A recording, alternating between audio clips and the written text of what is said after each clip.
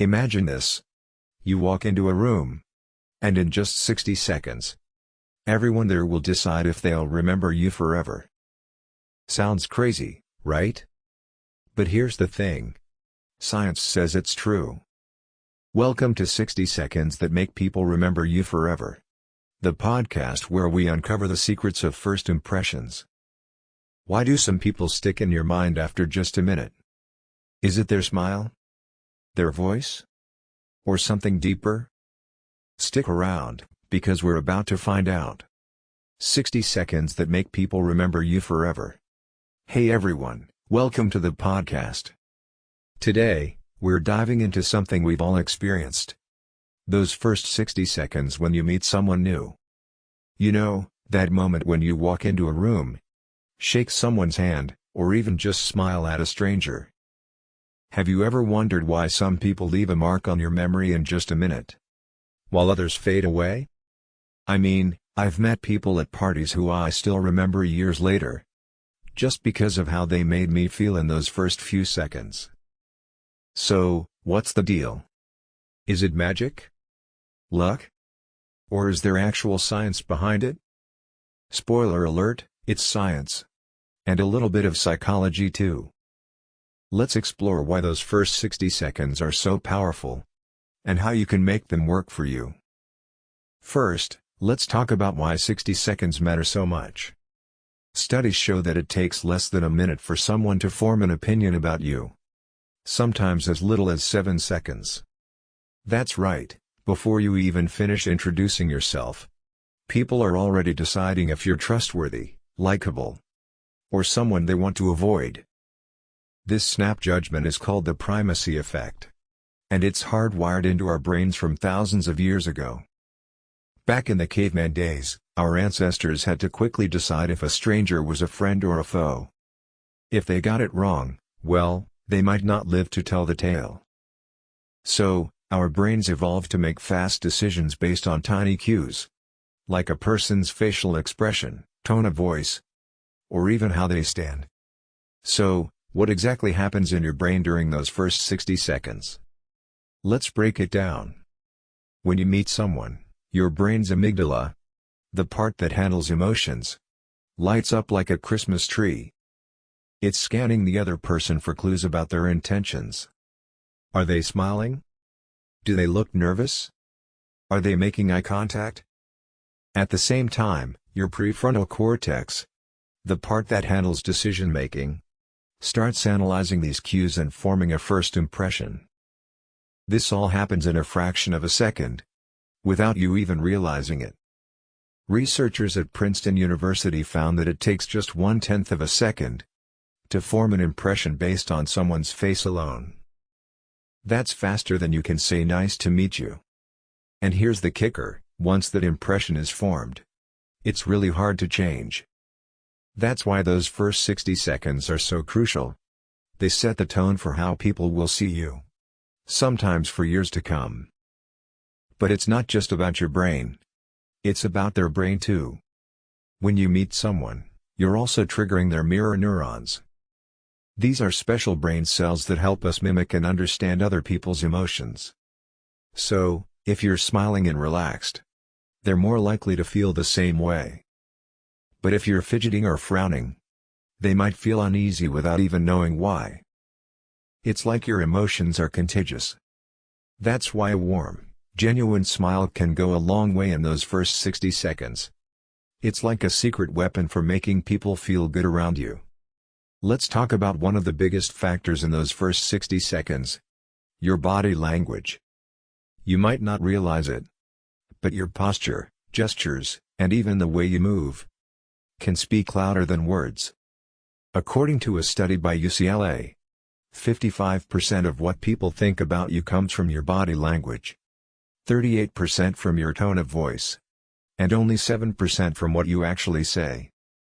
That means before you even open your mouth, people are already forming an opinion based on how you carry yourself. For example, standing tall with your shoulders back makes you look confident and approachable, while slouching or crossing your arms can make you seem closed off or insecure. And here's a fun tip. Mirroring the other person's body language, like leaning in when they do, can make them feel more connected to you. It's like a subtle way of saying, "Hey, we're on the same wavelength." Eye contact is another big one. In Western cultures, making eye contact shows confidence and sincerity. But too much can feel intense, like you're staring into their soul. A good rule of thumb is to hold eye contact for about 60% of the conversation. It's enough to show you're engaged, but not so much that it gets awkward. Oh, and don't forget to blink. Staring without blinking can make you look like a robot. And nobody wants to be remembered as that creepy robot guy. Now, let's get to the fun part. Your voice. Your tone of voice can make or break a first impression. A study from the University of Glasgow found that people can judge your personality just by hearing your voice for half a second. That's right, half a second. If your voice is warm and friendly, people are more likely to see you as trustworthy. But if you sound monotone or nervous, they might think you're boring or unsure of yourself. So, how do you make your voice work for you? First, slow down. Speaking too fast can make you sound anxious, while a slower pace makes you seem calm and in control. Second, add some energy to your voice. Don't be afraid to let your excitement show. I mean, think about it. Would you rather talk to someone who sounds like they're reading a grocery list? Or someone who sounds genuinely happy to meet you? Here's a little trick I learned. Before you meet someone, take a deep breath and say something positive to yourself. Like, "I've got this." It helps you relax and adds a natural warmth to your voice. Oh, and if you're meeting someone in a loud place, like a crowded party, make sure to speak up. There's nothing worse than having to say "what?" 3 times in a row during those first 60 seconds. Let's talk about something we all notice in those first 60 seconds. Appearance. I know. We're not supposed to judge a book by its cover. But let's be real, we all do it. A study from Harvard found that people make assumptions about your competence, likability, and even your social status based on how you look, all within the first minute of meeting you. That doesn't mean you need to dress like a supermodel. But small things, like wearing clean clothes, grooming your hair, and standing out in a subtle way, can make a big difference. For example, wearing a pop of color, like a bright scarf or a fun tie, can make you more memorable without being over the top. And here's a fun fact. People are more likely to remember you if you wear something that reflects your personality. So, if you're quirky, don't be afraid to show it with a funky pair of socks. But appearance isn't just about clothes. It's also about hygiene. I mean, you don't want to be remembered as the person with bad breath, right? A quick tip: keep some mints handy before you meet someone new. It's a small thing, but it can save you from a big embarrassment. Now that we've covered the basics, let's dive into the psychology of first impressions. The halo effect. This is a cognitive bias where if someone likes one thing about you, like your smile or your confidence, they're more likely to assume other positive things about you, even if they don't know you well. For example, if you make a great first impression by being friendly, people might assume you're also smart and reliable, even if you haven't proven it yet. But the flip side is the horn effect. If you make a bad first impression, like showing up late or being rude, people might assume you're untrustworthy in other areas too. That's why those first 60 seconds are so powerful. They can color how people see you for a long time. A study from the University of Texas found that the halo effect is especially strong when it comes to physical attractiveness. People who are seen as attractive are often rated as more intelligent and kind, even if there's no evidence to back it up. It's not fair, but it's how our brains work. So, while you don't need to be a supermodel, a little effort in your appearance can go a long way. Let's get to some real-life examples of first impressions that lasted forever. Take Steve Jobs, for instance. When he introduced the first iPhone in 2007, He walked on stage with a huge smile, wearing his signature black turtleneck, and said, "Today, Apple is going to reinvent the phone." That moment was so iconic that people still talk about it today.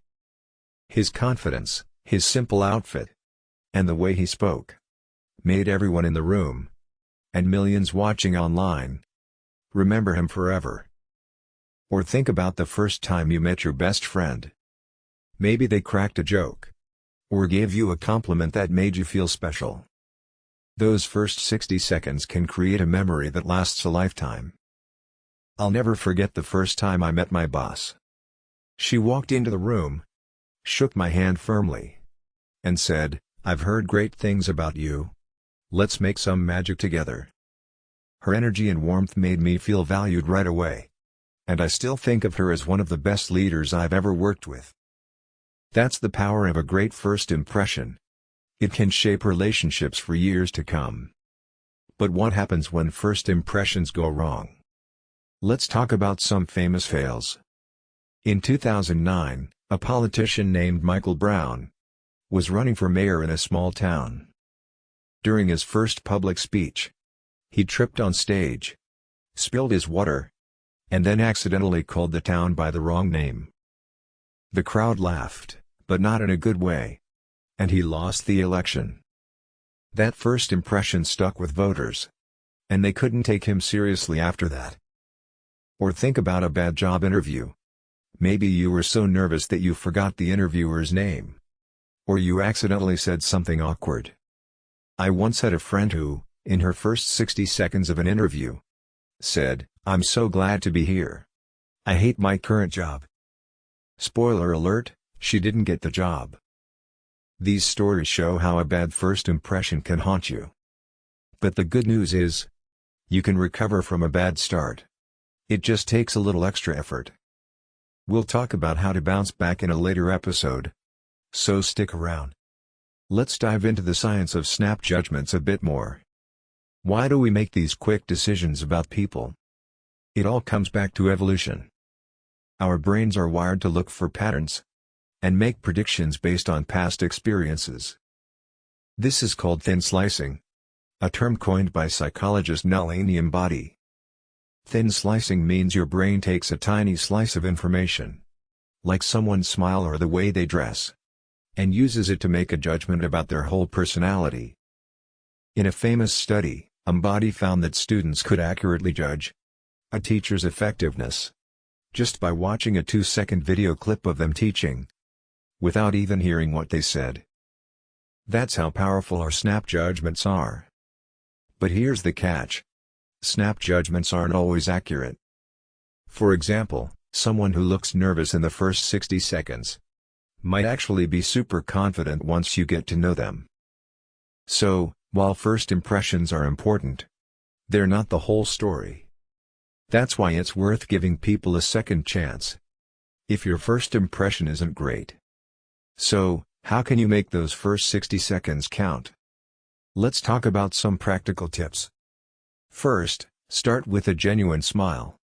It sounds simple, but a study from the University of Wyoming found that people who smile are rated as more likable and trustworthy in the first minute of meeting them. Second, use the other person's name. Saying, "Hi Sarah, it's great to meet you," makes them feel seen and remembered. Third, ask a question about them. People love talking about themselves. Something as simple as "What brought you here today?" can make them feel valued. And finally, be present. Put your phone away. Focus on the moment, and really listen to what they're saying. I mean, nothing says "I don't care" like checking your phone while someone's talking to you. These small actions can make a big difference in how people remember you. It's not about being perfect. It's about showing that you care. So, next time you meet someone new, try these tips and see what happens. Let's talk about cultural differences in first impressions. What works in one culture might not work in another. For example, in the US, a firm handshake and direct eye contact are seen as signs of confidence. But in Japan, a softer handshake and less eye contact, are more polite. It shows respect and humility. In some Middle Eastern cultures, standing close to someone during a conversation is a sign of warmth, while in Western cultures, it might feel like an invasion of personal space. A study from the University of Tokyo found that cultural norms can shape first impressions even more than personality traits. So, if you're meeting someone from a different culture, it's worth doing a little research beforehand. I once met a colleague from India who greeted me with a warm namaste and a slight bow. It was so different from the handshakes I was used to, but it made me feel respected and curious about her culture. That first impression stuck with me because it was so unique. Now, let's talk about first impressions in the digital age. These days, a lot of our first meetings happen online. Think Zoom calls, social media, or even dating apps. But the same principles still apply. A study from the University of California found that people form impressions of you on Zoom within the first 30 seconds, based on your background, lighting, and how you present yourself. For example, a cluttered background can make you seem disorganized, while a clean, well-lit setup makes you look professional. And here's a tip: always turn on your camera if you can. People are more likely to trust and remember you if they can see your face. On social media, your profile picture and bio are your first 60 seconds. A clear, friendly photo and a bio that shows your personality can make people want to connect with you. I mean, would you rather follow someone with a blurry selfie and a blank bio? Or someone with a smiling photo and a bio that says, "Lover of coffee and bad puns"? Let's talk about how to recover from a bad first impression. Because we've all been there. Maybe you were late to a meeting, or you said something awkward in those first 60 seconds. The good news is, you can bounce back. A study from the University of Chicago found that showing vulnerability and authenticity can help reverse a bad impression. For example, if you mess up, own it and apologize sincerely. Saying something like, "I'm so sorry I was late. Traffic was a nightmare. But I'm really excited to be here," can make people more forgiving. Another tip: follow up with a kind gesture, like sending a thoughtful email or offering a compliment later on. It shows you care about fixing things. I once spilled coffee on my shirt right before a big presentation. Talk about a bad first impression. But I laughed it off, made a joke about it, and focused on delivering a great talk. By the end, people were laughing with me, not at me. So, don't panic if things go wrong. Just be yourself and keep going. Let's explore how first impressions affect different areas of life, like dating, work, and friendships. In dating, those first 60 seconds can make or break a connection. A study from the University of Pennsylvania found that people decide if they're attracted to someone within the first minute of meeting them, based on their appearance, voice, and confidence. At work, a good first impression can help you land a job or a promotion. Research shows that interviewers often make up their minds about a candidate within the first 90 seconds of an interview. And in friendships, a warm first impression can turn a stranger into a lifelong friend. I mean, think about your closest friends. Chances are, they did something in those first 60 seconds that made you think, "I like this person." The key takeaway? Whether you're on a date, at a job interview, or meeting a new neighbor, those first 60 seconds can shape the future of that relationship. So, make them count. So, what have we learned about those first 60 seconds?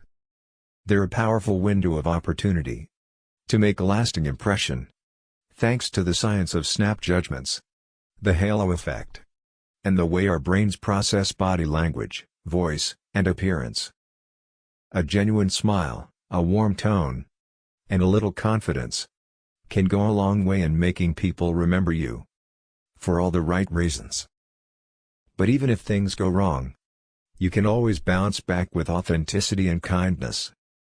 Now it's your turn. What's the most memorable first impression someone's ever made on you? Or maybe you've got a tip for making those first 60 seconds count? Share your thoughts in the comments. I'd love to hear from you. Thanks for listening, and I'll see you in the next episode.